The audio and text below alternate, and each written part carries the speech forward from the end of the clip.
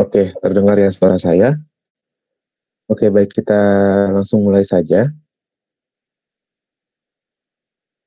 Eee, Assalamualaikum warahmatullahi wabarakatuh, selamat sore semua. Selamat datang di webinar sore hari ini tentang pengenalan data science dan pre-processing dengan saya Rusnan. Pada pembahasan kali ini kita, akan membahas ya lebih banyak tentang, data science itu seperti apa sih gitu kan.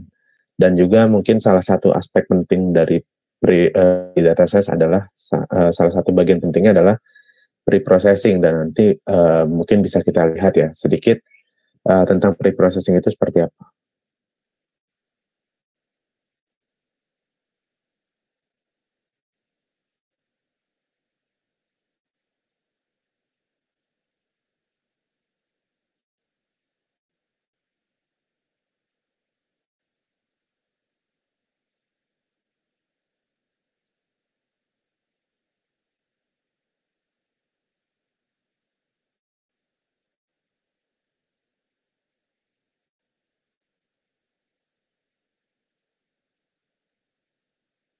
Nah, oke,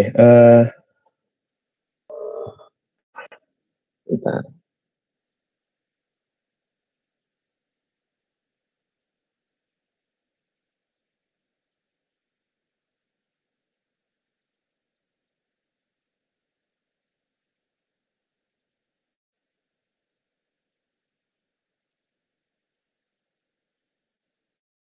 Oke, sudah terlihat ya di layar untuk slide-nya, mungkin bisa kita langsung mulai. Nah, oke, pengenalan tentang sains. Nah, di sini ketika kita apalagi khususnya di era sekarang ini ya, di era industri 4.0, berkembang sangat pesat ya, segala kegiatan yang berkaitan dengan data gitu. Nah, ketika orang banyak ngomong tentang data science gitu kan. Nah, sebenarnya apa sih data science itu? Dan mungkin kalau teman-teman lihat di slide ini, ada banyak kaitannya dengan misalkan machine learning, eh, data visualization, ada data mining, ada model gitu ya, ada processing, ada ngoding, ada analytics dan lain-lain. Nah, sebenarnya apa sih data science ini dan apa yang membuat data science ini spesial atau populer banget nih sekarang? Nah, kalau secara apa ya ini, secara definisinya ya, data science adalah bidang multidisiplin yang menggunakan metode, proses, algoritma, dan sistem ilmiah untuk mengekstrak pengetahuan dan informasi dari data terstruktur dan data tidak terstruktur. Nah, jadi di sini intinya data science itu adalah sebuah apa ya, multidisiplin ilmu bisa dibilang. Di mana di sini ketika teman-teman ingin mendalami data science, teman-teman tidak hanya berbicara tentang matematika. Ketika teman-teman berbicara tentang data science itu tidak hanya statistik aja gitu, tapi juga di sana ada kaitannya dengan ilmu-ilmu lainnya.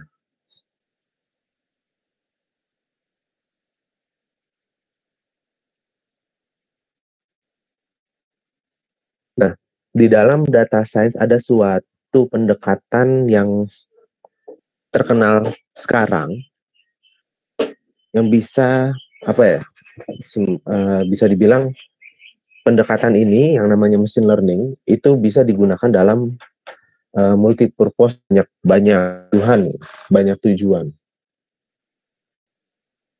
Nah, dari bagannya dulu, di mana data science ini kita lihat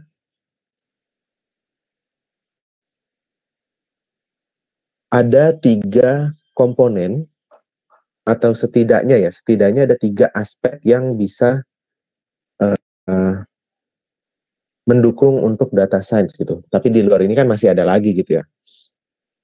Nah, tapi setidaknya ada 3 aspek ini, di mana yang pertama itu tentunya ada dari matematika dan statistik.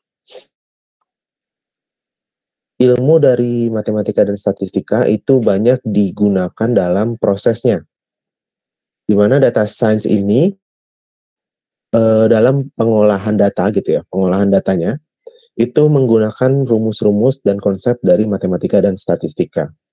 Jadi nggak lebih dari hitung-hitung angka sebenarnya yang dilakukan di dalamnya.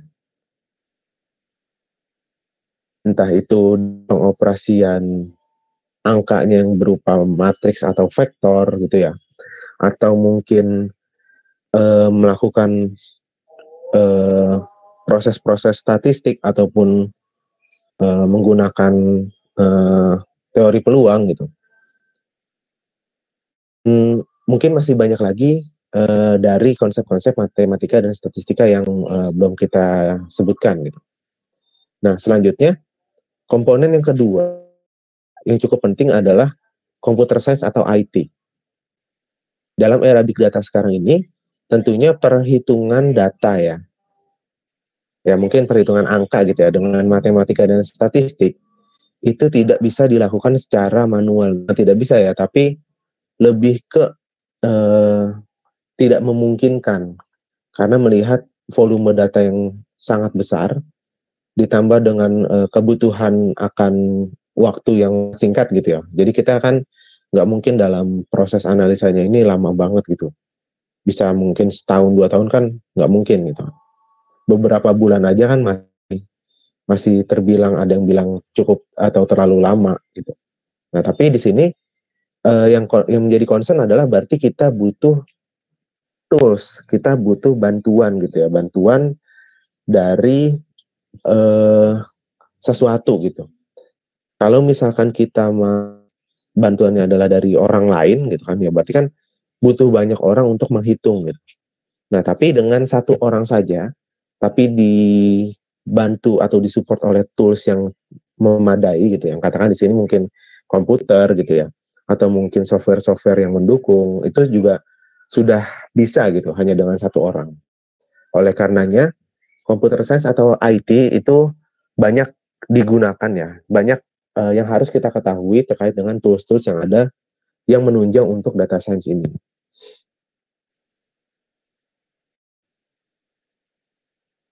Nah, kalau untuk tools yang sekarang terkenal ya, yang mungkin uh, yang berbasis coding gitu ya, mungkin teman-teman juga sudah cukup mengenal dan cukup familiar gitu bahwa uh, ada beberapa mungkin terkenal, yang salah satunya adalah Python gitu.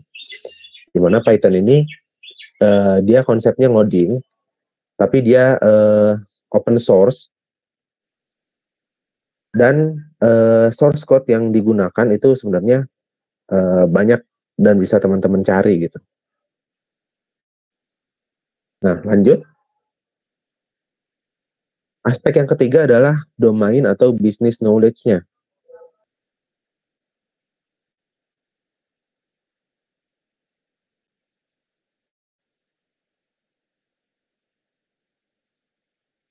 Kebutuhan akan pengetahuan tentang apa ya? Pengetahuan tentang bisnis atau kasus data yang dikerjakan gitu. Itu juga merupakan salah satu aspek yang penting, di mana ketika kita mengetahui atau kita punya pengetahuan tentang hal tersebut, itu bisa lebih mempertajam analisa kita terhadap suatu data. Ketika kita berbicara tentang misalkan data kesehatan, misalkan ini ya, memprediksi apakah seseorang pasien gitu, seorang pasien terkena atau terindikasi diabetes atau tidak gitu dari hasil rekam medisnya gitu. Misalkan kayak cek darahnya, terus detak jantung dan lain-lain misalkan gitu ya. Nah, ketika di sana ada field-field yang menyebutkan misalkan BMI gitu, body mass index atau mungkin glukosa darah dan lain-lain. Nah, itu kan sebenarnya bahasa dari kedokteran gitu ya, biologi atau kedokteran. Nah, kalau ditanya apakah kita juga penting untuk mengetahui hal tersebut? Menurut saya penting gitu. Karena itu mungkin bisa menambah atau memberikan masukan lebih ketika kita menganalisa data. Oleh sebab itu, eh, peran yang ketiga ini lebih ke mensupport ya, bagaimana kita memahami data untuk memahami karakteristik dari data tersebut. Kayak misalkan ada lagi contohnya, misalkan di citra medis gitu ya, medical image analysis, ketika teman-teman disuruh untuk klasifikasi ronsen paru-paru gitu ya, apakah ini COVID-19 atau bukan gitu. Nah, itu kan juga harus ada pengetahuan ya, setidaknya pengetahuan yang paling dasar adalah gambar ronsen paru-paru. Itu teman-teman harus tahu yang seperti apa gitu kan. Jangan sampai malah ronsen-ronsen di bagian tubuh lainnya, misalkan kepala atau tangan dan lain-lain gitu. Nah itu mungkin beberapa ilustrasi bagaimana pentingnya domain atau business knowledge. Selain daripada kita mementingkan metode perhitungan atau mungkin tools yang paling canggih, yang paling dikuasai, itu juga ada aspek dari pengetahuan dari kasus data tersebut juga. Nah ini dari data science itu ada 2 tujuan utamanya ya setidaknya. Yang pertama ada dari tujuan atau purpose-nya itu adalah deskriptif atau deskripsi, yaitu menampilkan pola data untuk dianalisa dan penemuan masalah. Dan juga di sini biasanya ada istilahnya namanya informasi yang bisa kita ambil atau yang bisa kita temukan gitu ya. Ketika kita menganalisa data ini, kita menemukan informasi sesuatu gitu yang tadinya kalau kita hanya lihat datanya sekilas itu nggak ketemu gitu. Dari tujuan kedua itu prediksi. Nah, prediksi di sini kalau deskripsi kan kita menyatakan ya tentang data kita. Kalau prediksi di sini lebih ke suatu estimasi nilai apapun itu gitu ya. Suatu estimasi nilai dari data kita untuk waktu yang akan atau waktu ke depannya. Nah, prediksi di sini juga apa ya? Lebih ke bagaimana kita mengklasifikasikan juga gitu. Mengklasifikasikan bahwa suatu data ini terklasifikasi apa. Nah, jadi kalau prediksi itu kita punya suatu apa ya, suatu target gitu ya, suatu nilai yang dituju. Nah, apakah data science penting? Nah, bercat dari fenomena big data yang ada sekarang, yang mungkin dalam beberapa platform gitu ya, ada pada gambar logo-logonya, yang ada pada slide, ketika perusahaan atau platform tersebut memiliki data yang cukup besar gitu. Lalu data ini mau diapain gitu. Nah, ketika data ini tidak dioptimalkan penggunaannya, maka bisa dikatakan bahwa bisnis mereka terancam gitu ya. Terancam terhadap kompetitornya. Jadi ketika berkembangnya teknologi yang semakin pesat, maka perusahaan pun juga berlomba untuk terus meningkatkan bisnis mereka gitu ya. Nah, ketika ada sedikit saja kesalahan, maka dapat dikatakan mereka akan tertinggal gitu ya dari para kompetitor. Termasuk juga tentang data ini. Mereka punya data, punya banyak gitu kan. Nah, tapi ketika mereka tidak bisa mengoptimalkan, maka mereka akan kalah gitu. Nah, salah satu kegunaan dari data science di sini adalah membantu perusahaan untuk bisa menganalisa data demi kebutuhan bisnis mereka masing-masing tentunya. Dan tujuannya adalah untuk membuat bisnisnya untuk tetap survive dan tidak kalah gitu dengan kompetitor yang ada. Untuk bisa terus kompeten gitu, bersaing. Nah, seperti mungkin kita lihat Google gitu, di mana dia mengawali karir atau bisnis dari perusahaannya gitu ya, dalam suatu produk search engine.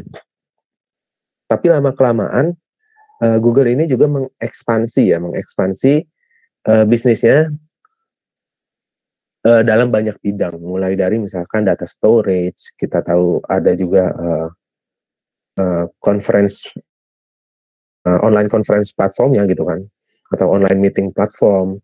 Lalu juga ada email ya, surat elektronik. Lalu juga kita bisa menemukan beberapa produk-produk lainnya yang mungkin sekarang sudah canggih gitu dari Google.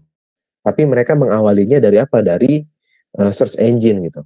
Mereka punya data apa sih yang paling orang sering cari gitu di internet. Nah, berangkat dari sana ternyata mereka bisa menemukan banyak informasi gitu ya, yang mungkin banyak kebutuhan dari masyarakat itu seperti apa. Nah, ada juga beberapa sosial media yang tidak kita sadari gitu ya, bahwa kita pun juga menjadi salah satu apa ya, supplier atau produsen bagi mereka gitu. Kita yang setiap hari upload foto atau mungkin update status dan lain-lain, itu sebenarnya sedang memproduksi data gitu ya di platformnya mereka. Yang mana data ini juga bisa dianalisis. Yang data ini juga mungkin ada kebutuhan-kebutuhan bisnis bagi mereka masing-masing, yang mungkin tanpa kita sadari gitu. Kayak misalkan Instagram di mana awalnya hanya sekedar upload gambar gitu, upload video, sampai dengan sekarang ada story, ada bagaimana mereka bisa memfilter wajah gitu kan ya, kayak misalkan nanti dikasih stiker atau apa, dia bisa mendeteksi wajah gitu. Nah, itu adalah pengembangan dari yang dilakukan oleh data science gitu. Termasuk juga mungkin YouTube ya, mungkin di mana YouTube ini mungkin lebih terkenal, yang cukup terkenalnya adalah recommendation system yang mereka buat juga. Nah, di Indonesia sendiri, perkembangan IT membawa Indonesia ke arah revolusi industri 4.0, di mana di sini diawali dengan revolusi internet. Nah, di sini perkembangan dunia IT itu diramaikan oleh machine learning dan apa yang disebut dengan artificial intelligence gitu ya. Jadi bisa dibilang ini masih sangat berkaitan antara AI, machine learning, data science. Nah, di sini seperti yang sudah tadi kita bahas di slide sebelumnya, bahwa semakin meningkatnya teknologi sekarang, perusahaan juga berlomba-lomba untuk bisa menganalisa datanya gitu ya. Dimana impact-nya adalah perusahaan butuh banyak data scientist gitu. Sehingga data scientist ini sedang ramai dicari orang gitu, perusahaan, karena mereka juga butuh gitu kan untuk bisnisnya mereka. Nah, sekarang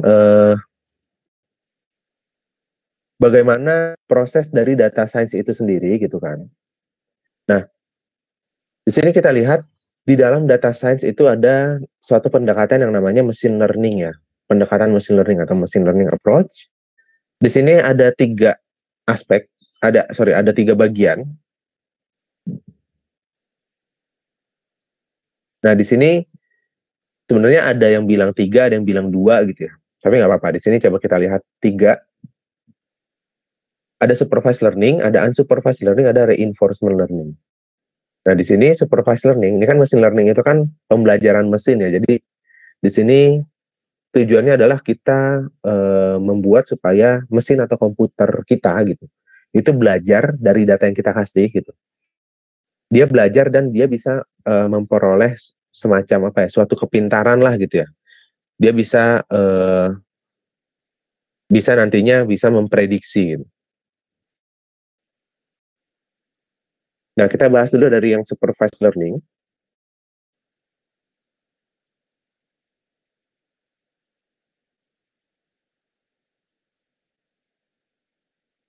Supervised learning ini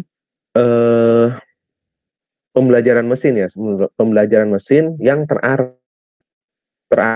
yang dimaksud di sini adalah dalam proses learningnya gitu ya, proses belajarnya si mesin ini disuguhkan disuguhkan data-data yang disertai nilai target atau label gitu. Jadi pasangan data dan targetnya.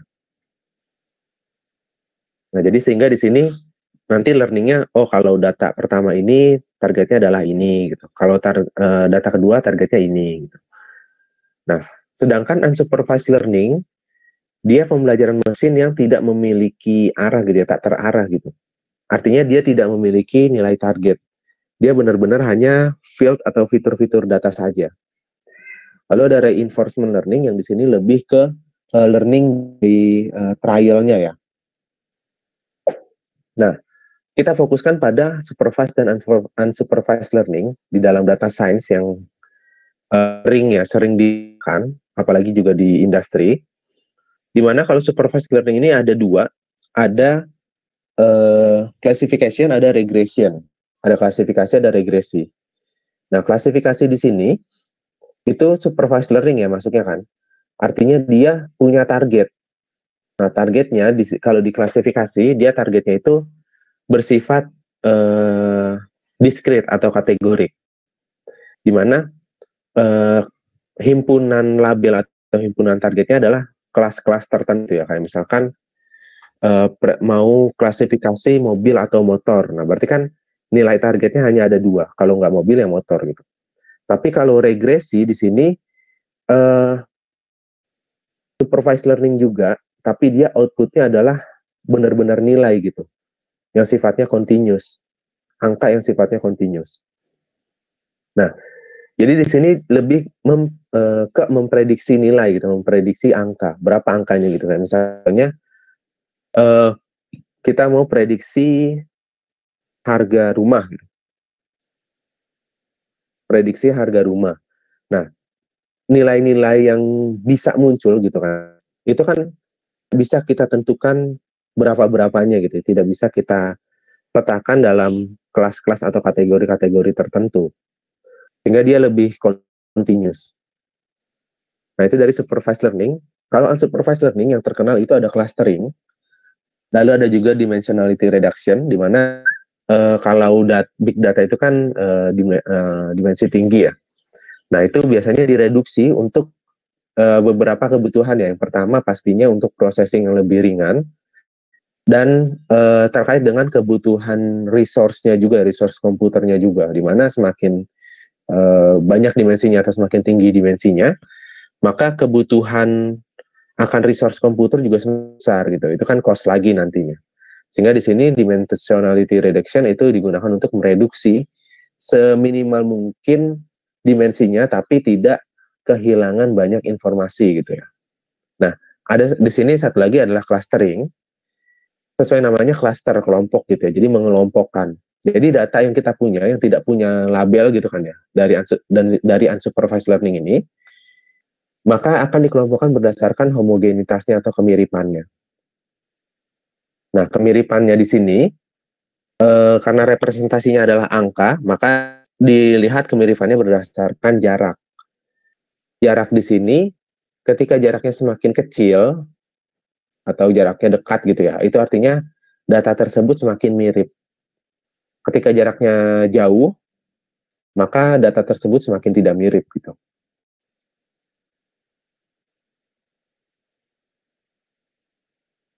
Nah, sebenarnya di dalam machine learning itu ada lagi yang namanya deep learning gitu ya, pembelajaran mendalam, yang nanti ada konsep lagi, dia mengadopsi yang namanya arsitektur artificial neural network, jaringan saraf buatan gitu, di mana ada terinspirasi dari jaringan saraf biologis gitu ya, seperti otak manusia. Maka di sana dibuatlah arsitektur untuk deep learning ini gitu ya, untuk pembelajaran mesin ini. Dengan arsitektur tersebut diharapkan mesin bisa belajar lebih dalam gitu, dan diharapkan hasilnya juga lebih baik. Nah, ini ada penerapan dalam beberapa bidang. Ini pendekatan machine learning bisa deep learning gitu ya. Nah, contohnya yang pertama ada dari bidang healthcare, ada medical image analysis.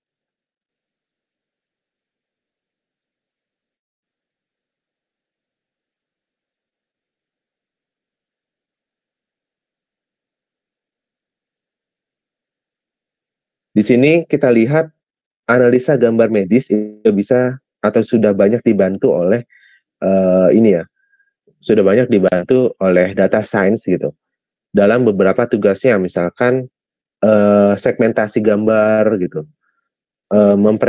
memprediksi atau mendeteksi sel-sel mana saja yang mungkin terindikasi sebagai sel kanker misalkan, atau mungkin mensegmentasi area atau region pada bagian kepala yang mengalami bagian otak yang mengalami misalkan pendarahan gitu dari citra atau gambar MRI misalkan. Nah, dan lain-lain. Lalu ada lagi dari genetik dan genomics yang mungkin lebih ke arah bioinformatik ya, untuk melihat interaksi antar protein. Lalu juga ada creation of drugs, jadi pembuatan obat gitu ya, itu sudah juga diteliti dengan pendekatan data science dan machine learning ini gitu. Ya mungkin dari struktur kimia yang lain. Lalu juga ada virtual assistance for patients and customer support. Nah, jadi di sini di samping dari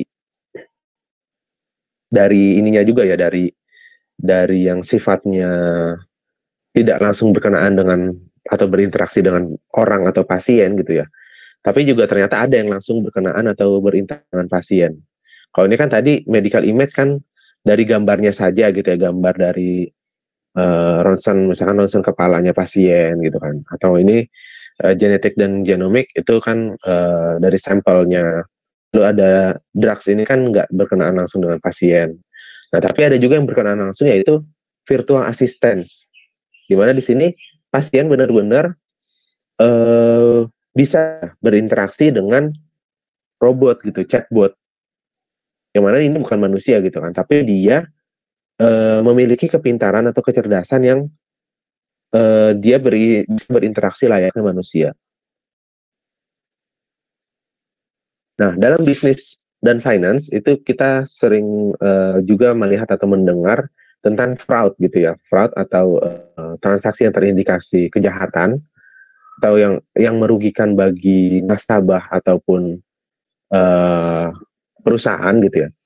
Itu kita bisa deteksi gitu ya dengan konsep data science ini. Lalu ada customer segmentation, di mana di sini ditujukan untuk mengimprove ya, mungkin pendapatan atau mengimprove bisnis dari misalkan penjualan apa gitu, atau mungkin customer mall dan lain-lain. Lalu ada juga risk analytics, lalu juga ada algorithmic trading. Nah, jadi dalam pengembangannya ya, saham gitu yang teman-teman yang suka trading, itu juga bisa melakukan data science ini untuk mencoba memprediksi nilai ke depan.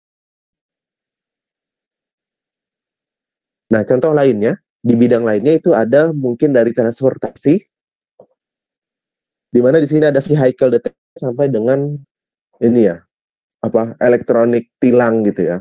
Nah, itu juga penerapan dari konsep data science.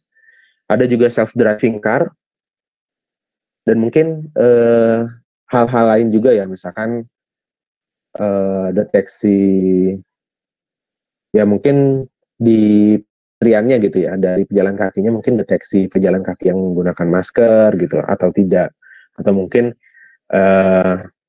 kalkulasi jarak antar pejalan kaki gitu kan, dimana apakah ini memenuhi syarat social distancing atau tidak.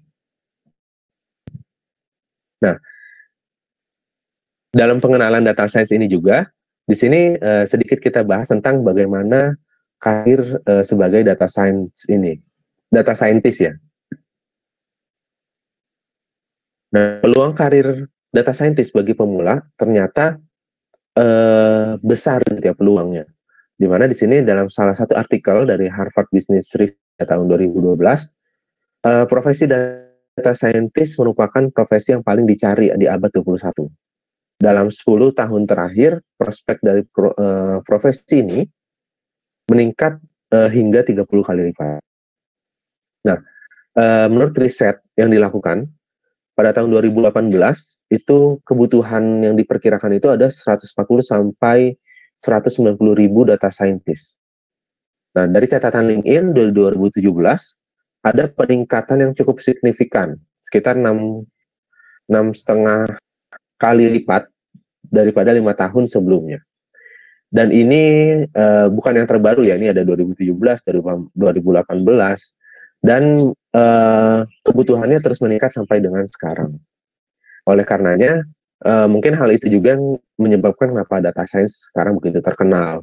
Kenapa orang banyak mau menjadi data scientist, kenapa orang butuh banget data scientist, dan lain-lain.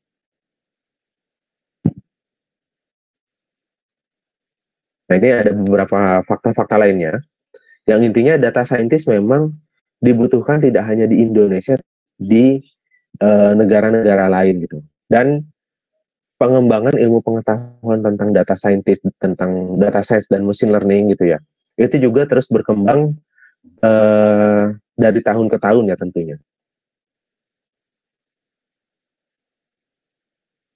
Nah, ini saya kutip dari suatu komunitas data Indonesia, di mana mereka ada penelitian tentang bagaimana kebutuhan data, apa ya, semacam pekerjaan yang berkaitan dengan data ya di Indonesia itu seperti apa gitu. Dan di sini mereka mencoba menjelaskan gap yang dibutuhkan perusahaan dengan kemampuan atau skill set ya yang dimiliki oleh para praktisi, itu ada gap itu seperti apa gitu. Nah, kita lihat dari beberapa job tentang data ya, ini ada business analis, data engineer, data scientist, dan researcher gitu. Di sini dilihat bahwa ini ada skill setnya. Ketika data scientist itu dibilang bahwa skill setnya adalah yang biru ini statistik dan machine learning sebesar 40% gitu ya. Penguasaannya sebesar 40%. Sorry, bukan penguasaan, ini pengaruhnya ya, pengaruhnya 40%. Programming language-nya 35%, dan ini 26%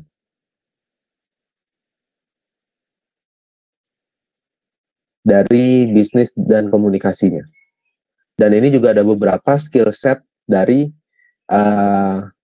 bidang lainnya yang masih berkaitan dengan data. Nah, dan laporannya juga mereka menyampaikan bahwa kondisi skill programming data talent atau yang mereka survei ya, praktisi yang mereka survei, bahwa dibilang di sini data scientist adalah kelompok yang paling percaya diri terhadap skill programmingnya. Nah, jadi yang ungu terang ini di angka 5 itu paling dominan gitu ya di dalam data scientist, sehingga bisa dibilang di sini yang ya setidaknya yang menengah nih 4, 5, dan 6 itu mendominasi di dalam kepercayaan diri mereka gitu ya, kondisi skill programmingnya. Lalu kalau untuk statistik dan machine learning itu juga mereka juga cukup percaya diri gitu, karena mungkin memang kebutuhannya dari programming dan statistik dan juga machine learning gitu ya, itu banyak dibutuhkan dalam role dari data scientist ini. Nah, kalau untuk bisnis dan komunikasi, sebenarnya dalam semua bidang data gitu ya, itu sama-sama butuh gitu, kecuali dalam researcher yang mereka menganggap bahwa ada yang bilang penting, ada juga yang tidak terlalu penting gitu ya. Ini masih abu-abu, tapi di dalam bidang lainnya, itu mereka sepakat bahwa bisnis dan komunikasi itu cukup penting. Atau bisa bilang mereka cukup percaya diri gitu ya. Nah, oke. Mungkin itu saja dari saya. Mungkin kita langsung masuk ke pre-processing.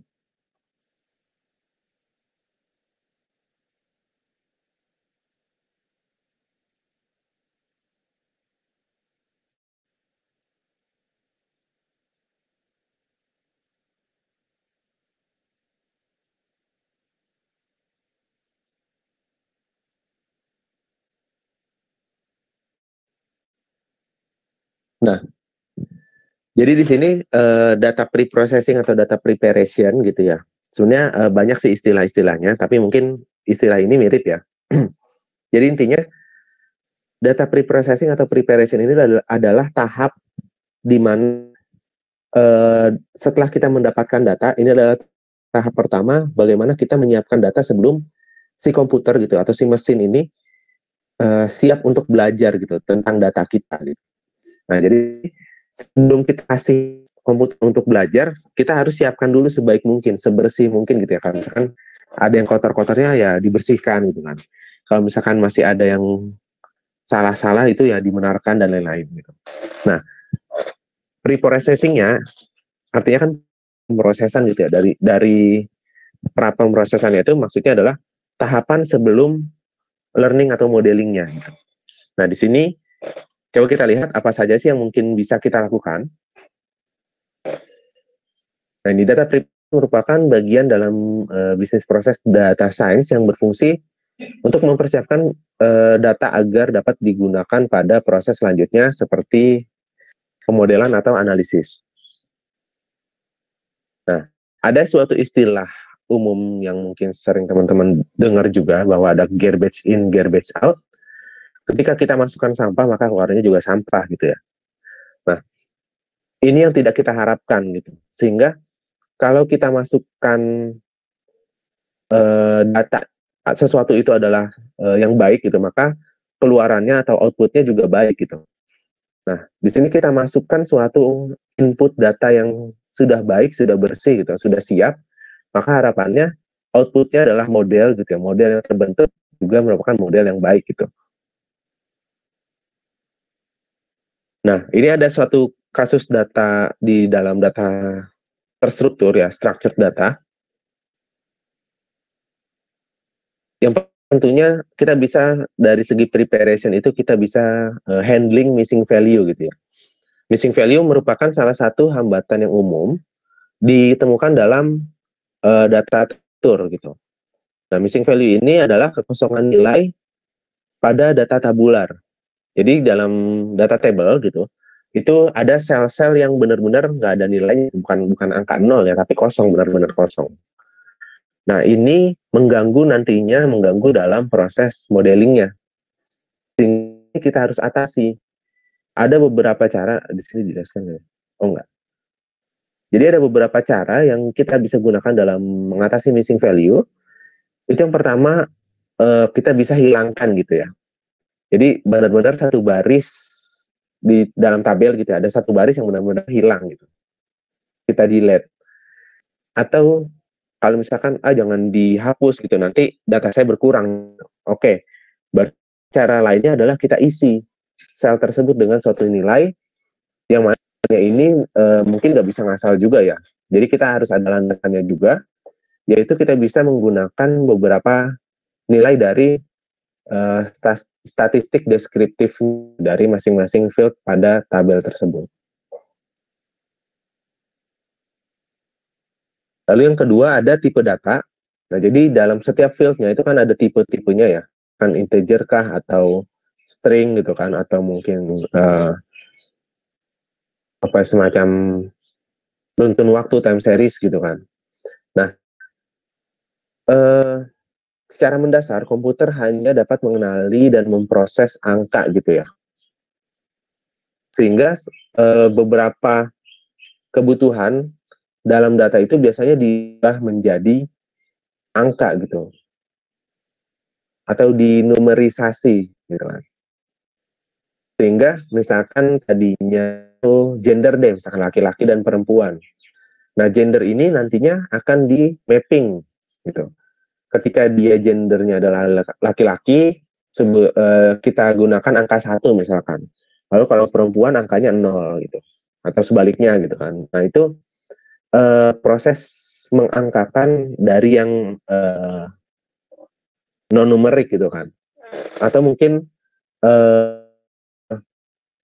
kita vektorisasi gitu. Kayak misalkan jadi vektor 01 dan 10. Kalau misalkan ternyata dianggapnya 012, kalau angka-angka satuan itu nanti takutnya ada tingkatan di sana gitu ya. Nah, atau mungkin dalam beberapa kasus juga bisa malah diintervalkan gitu ya. Ada halnya misalkan datanya ini terlalu umum gitu, terlalu variasinya terlalu besar misalkan. kayak mungkin pendapatan atau mungkin umur gitu ya. Jadi nanti ada interval atau kelompok-kelompok umur berapa atau kelompok-kelompok penghasilan yang berapa dan lain-lain. Ditujukan supaya datanya ini benar-benar siap gitu, yang benar-benar bagus untuk model yang akan dibuat nanti. Lalu juga transformasi data, di mana transformasi data ini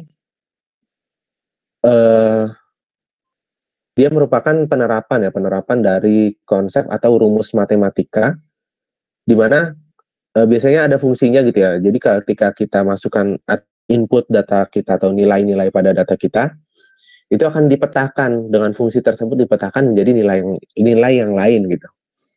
Nah, di sini dalam beberapa kasus konsep transformasi data berkontribusi sangat baik ya dalam performa dalam dalam membantu peningkatan performa model gitu.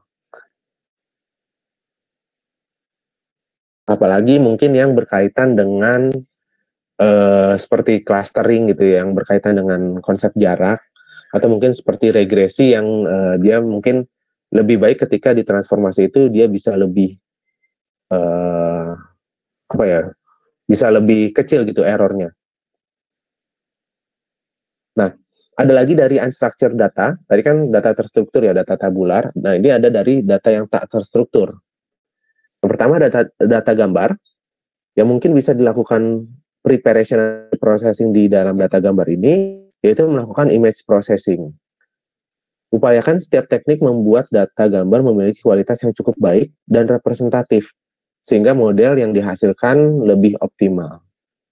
Ya, mungkin ada misalkan kalau sudah ke arah deep learning misalkan gitu ya, ada beberapa arsitektur yang sudah ada gitu ya, itu membutuhkan input dimensi ya, input dimension yang sesuai gitu. Mungkin ketika kita punya gambar ya kita harus menyesuaikan dengan input dimensi yang diminta gitu, sehingga kita harus resize-nya, resolusinya diubah menjadi resolusi tertentu. Atau mungkin channelnya diubah gitu, kayak misalkan channelnya hanya untuk gambar hitam putih gitu kan, tapi hanya gambar yang berwarna dengan channel RGB misalkan. Nah, itu juga bisa diubah. Atau beberapa teknik image processing lain yang bisa mengekstraksi fitur juga ya yang lebih representatif, misalkan kayak deteksi tepi gitu kan, atau mungkin disegmentasi dulu gambarnya dan lain-lain.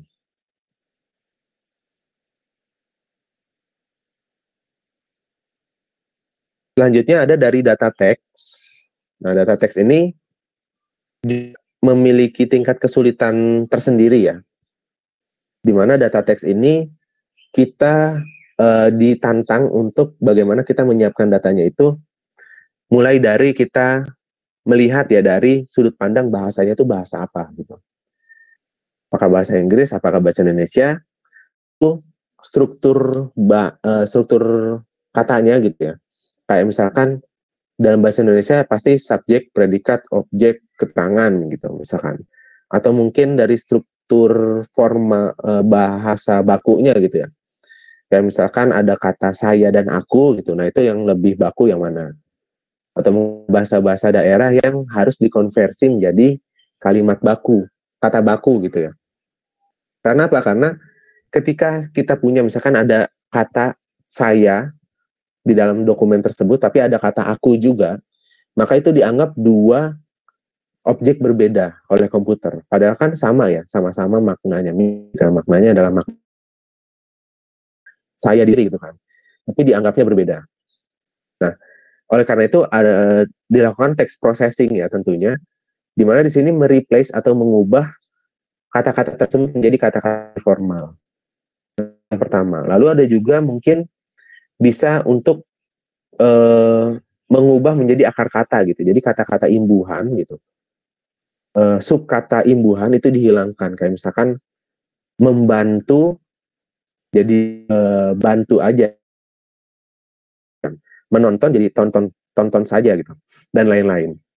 Nah, itu yang mungkin bisa dilakukan. Atau mungkin kata-kata yang typo, atau mungkin yang lebih sulit lagi itu yang mungkin ya kata yang kalimat-kalimat yang apa ya, bisa dibilang alay-alay gitu ya, alay-alay atau gaul-gaul gitu yang tidak saja kan, tidak itu kan bisa saja dia nulisnya TDK atau GA gitu kan, enggak, atau NGGA atau NGGAK gitu kan, enggak gitu.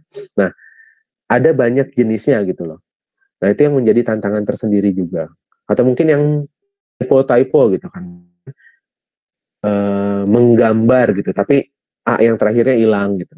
Sebenarnya kan kita paham gitu kalau kita manusia kan uh, dia mah typo aja gitu, tapi kan kalau komputer dia tidak bisa gitu, dia tetap harus sesuai dengan kaidah kalimat yang sebenarnya.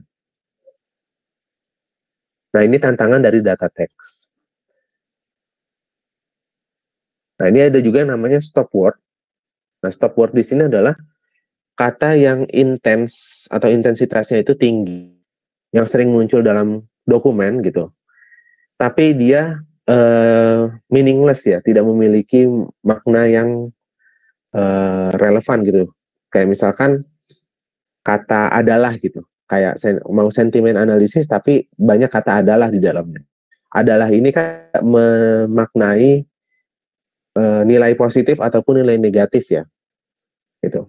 Sehingga di sini bisa dihilangkan.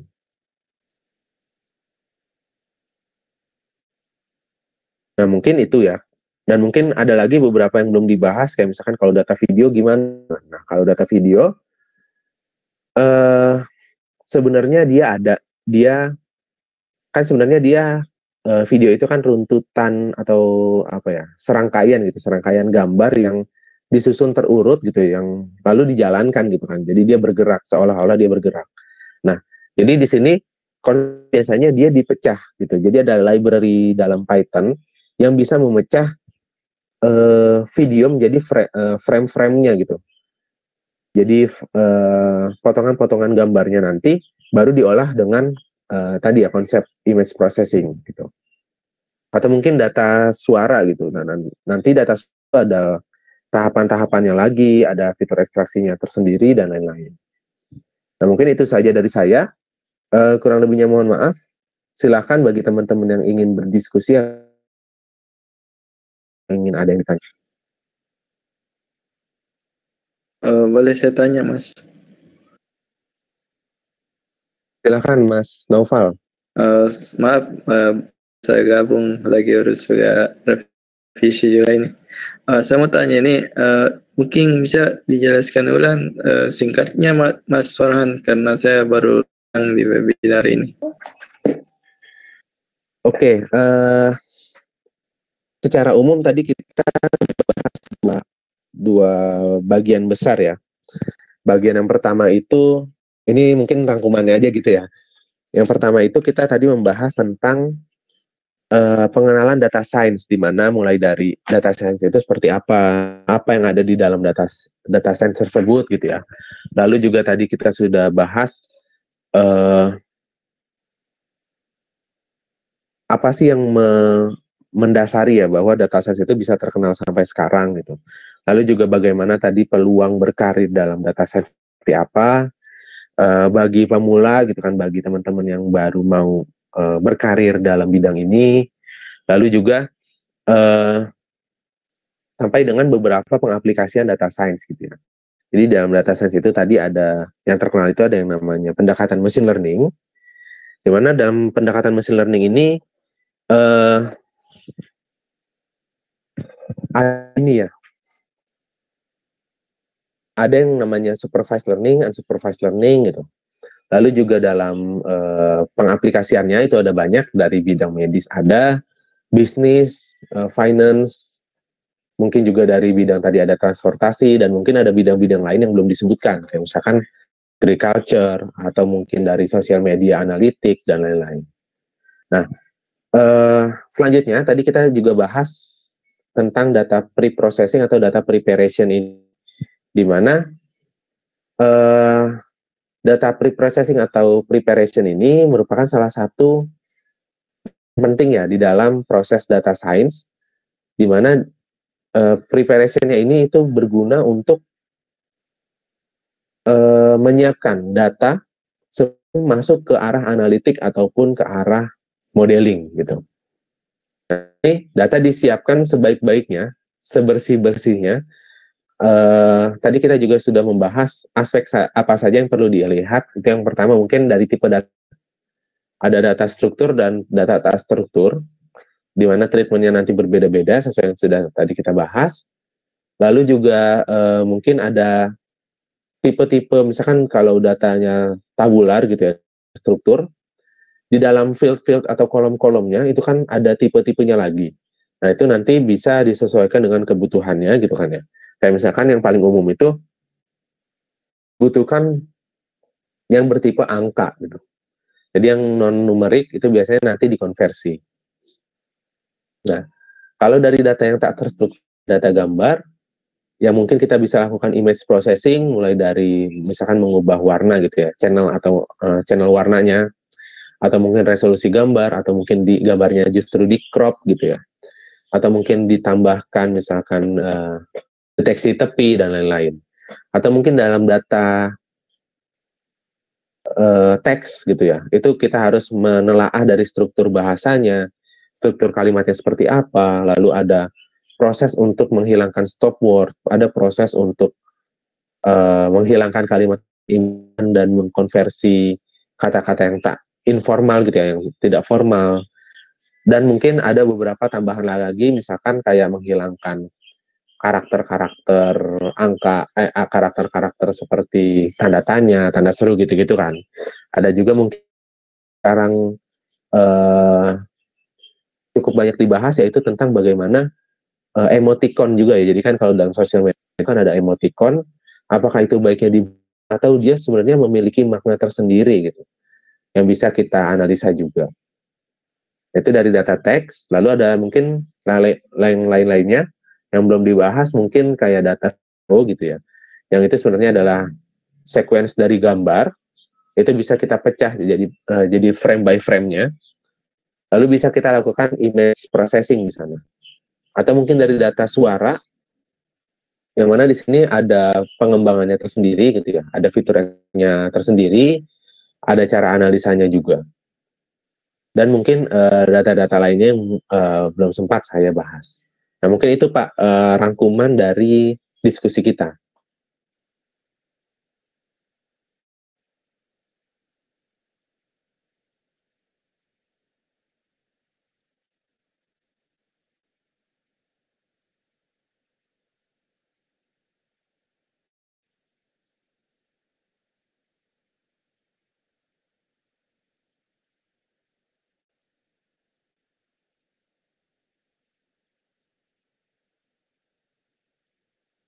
Jadi ini Mas, materinya ini mungkin bisa akan diupdate nggak ke bisa akademik, soalnya saya udah cek juga di unduh materinya, kayaknya belum terupdate ya anunya, materinya yang tentang yang tentang pengenalan data science dan pre-processingnya ini Mas, belum ada update di bisa akademik. Oh iya baik Pak, untuk update-nya nanti mungkin saya bisa kabarkan ke bagian ini ya, bagian internal, itu yang akan mengupdate lebih lanjut Pak. Iya Mas, soalnya belum ada sama sekali juga cek yang kemarin itu yang sudah saya ikuti, belum ada sama sekali di update-nya ini materinya Mas di bisa akademik. Itu saran saya itu setiap webinar itu selalu update terus anunya, materinya, dan diupload juga ke bisa akademik supaya kalau misalkan udah selesai juga diulang kembali lagi atau dapat diunduh juga materinya ini pada webinar ini ke bisa akademik Mas. Oke baik, terima kasih Pak sarannya, mungkin nanti akan kami sampaikan juga sih untuk bisa mengimprove pelayanan dari webinar kami ke depannya. Terima kasih Pak Noval ya. Saya tanya lagi nih Mas, ada nggak studi kasus yang mengenai data science dan processingnya ini? Tentu saja Pak, ada, karena sebenarnya kan pre-processing ini kan salah satu dari rangkaian pengolahan dalam data science gitu ya. Nah ini tentu tentu saja banyak gitu. Jadi dalam setiap melakukan data science gitu ya, modeling gitu, atau memprediksi gitu, itu pasti kita melalui tahapan pre-processing ini. Nah, nanti tinggal dilihat saja, misalkan Pak Naufal punya data apa, misalkan data tabel gitu, data tabular. Nah, nanti pasti akan melakukan data preparation atau data pre-processing ini. Nanti akan secara sadar ataupun tidak, nanti Pak Naufal misalkan deteksi missing value. Nah, itu juga sudah masuk ke dalam pre-processing ini gitu sebenarnya. Mungkin Pak Naufal nanti masih nilai gitu dari data yang Pak Naufal punya. Nah, itu sebenarnya juga melakukan pre-processing ini gitu. Jadi pre-processing ini kan sebuah tahapan besar ya di sebelum melakukan modeling atau learning si mesinnya atau si komputernya ini kan. Nah, di dalamnya itu ada banyak teknik-teknik yang bisa digunakan dalam tahapan pre-processing ini. Nah, jadi mungkin tidak disebutkan secara langsung itu adalah pre-processing gitu ya, tapi misalkan kayak deteksi missing value ya, itu juga termasuk pre-processing, atau mungkin mengubah resolusi gambar, nah itu juga sebenarnya pre-processing. Nah, jadi mungkin secara ataupun tidak, itu sebenarnya dalam proses data science pasti dilakukan. Mungkin itu Pak jawaban dari saya.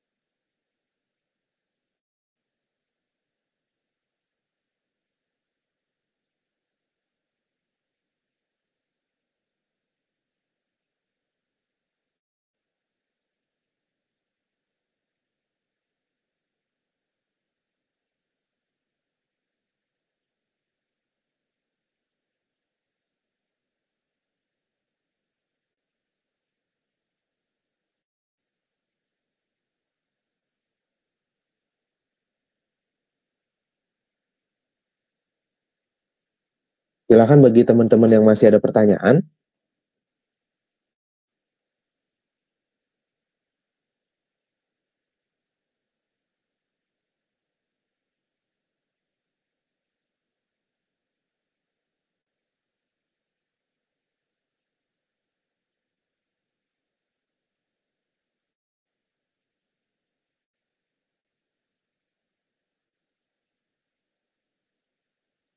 Oke, ada pertanyaan nih dari Pak Viko dari kolom chat, bertanya sebaiknya menguasai salah satu atau lebih Python atau R, dan di mana sumber belajar yang baik untuk Python atau R ini gitu.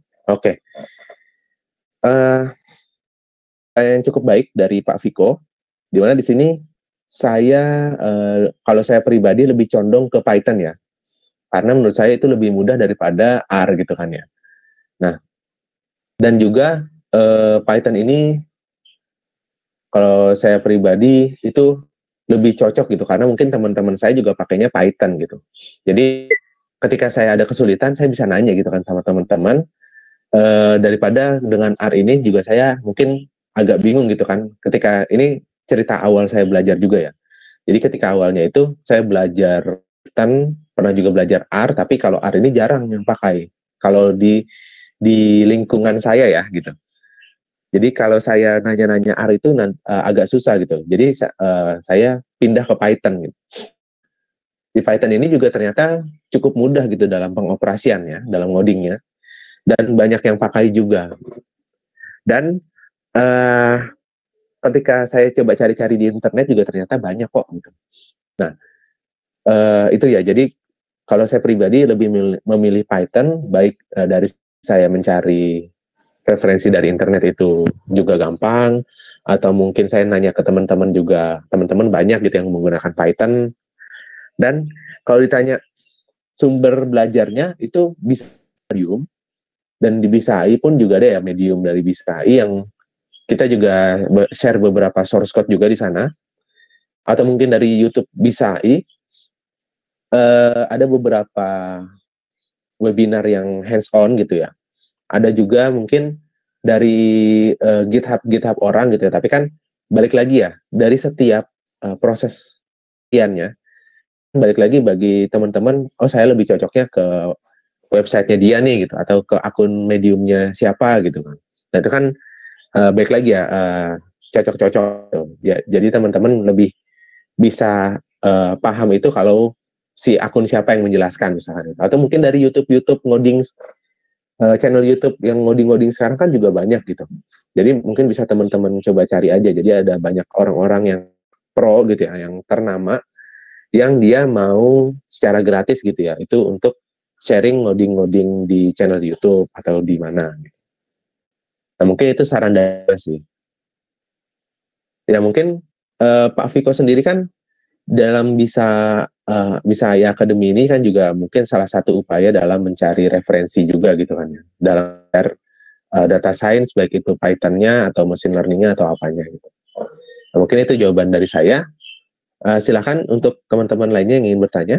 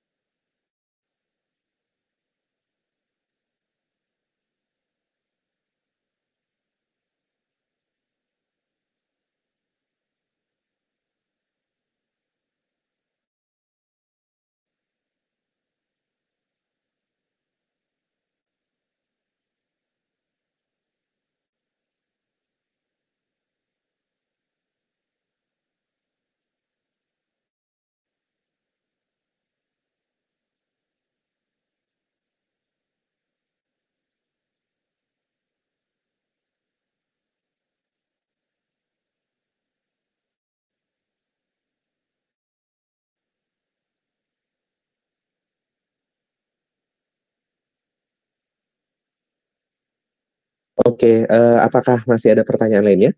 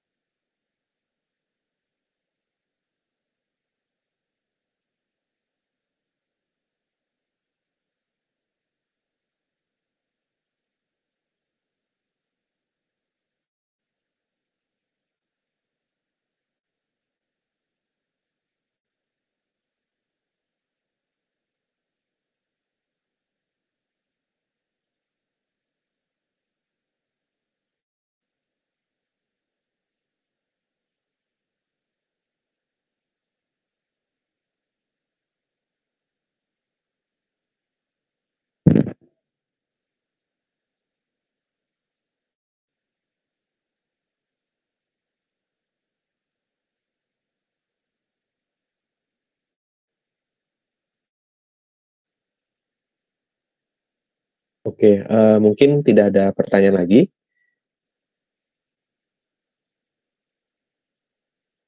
Baik, mungkin kita bisa akhiri ya untuk diskusi kita hari ini. Terima kasih kepada teman-teman yang sudah hadir dan berdiskusi dalam webinar sore hari ini. Saya Rusnanda Farhan, pamit undur diri. Kurang lebihnya mohon maaf. Saya tutup ya. Wassalamualaikum warahmatullahi wabarakatuh. Selamat sore semua. Sampai jumpa di lain kesempatan. Saya izin untuk menutup room diskusi ini.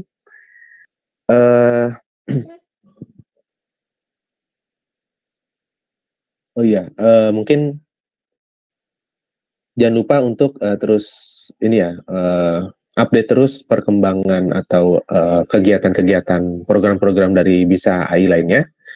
Teman-teman bisa langsung mengunjungi website, mungkin bisa dari tampil atau dari websitenya Bisa AI, atau melalui sosial media kami, ada Instagram yang terus update untuk event-event kedepannya. Baik, saya akhiri. Terima kasih. Wassalamualaikum warahmatullahi wabarakatuh.